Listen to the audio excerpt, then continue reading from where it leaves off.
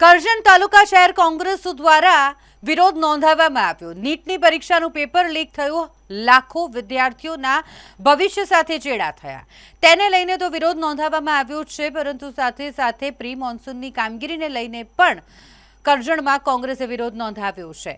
બહેરા તંત્રના કાન ખોલવાનો પ્રયાસ કરવામાં આવ્યો ને એટલે કોંગ્રેસના આગેવાનો પહોંચ્યા હતા પ્રાંત અધિકારીને આવેદનપત્ર આપવા માટે, અને જ્યાં તેઓ ઢોલ નગારા સાથે પહોંચ્યા, ઢોલ નગારા વગાડી અધિકારીઓના કાન ખોલી શકાય, તેઓને સંભળાય કે લોકોની શું સમસ્યા છે, લોકો કઈ રીતે હેરાન થઈ રહ્યા છે, તેવો એક પ્રયાસ કોંગ્રેસ દ્વારા કરવામાં આવ્યો। અનોખી રીતે વિરોધ કર્યો છે કોંગ્રેસે।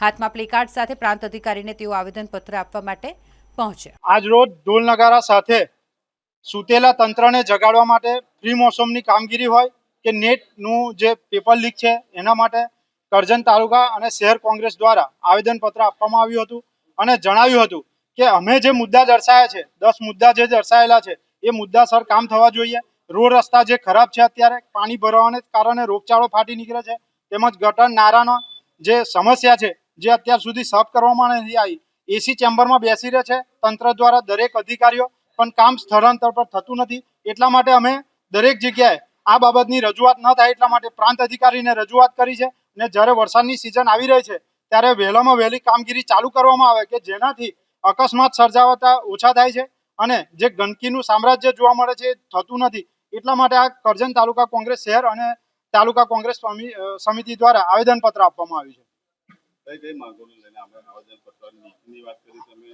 પ્રી મોન્સૂન કામગીરીની કે તો પ્રી મોન્સૂન કામગીરીની ગામડાઓની શહેરની કઈ વાત કરી?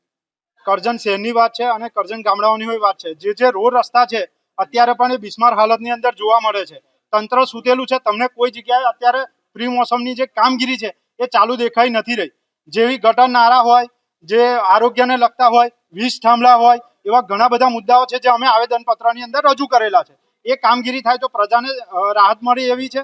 બીજી વસ્તુ કે જનતા જો પેટ ભરીને ટેક્સ સરકાર ઉઘરાવતી હોય તો ઉપકાર નથી કરવાનો, એમને કામ કરવાનું છે। સરકારની ફરજ છે અને એ ફરજ નિભાવવાની છે।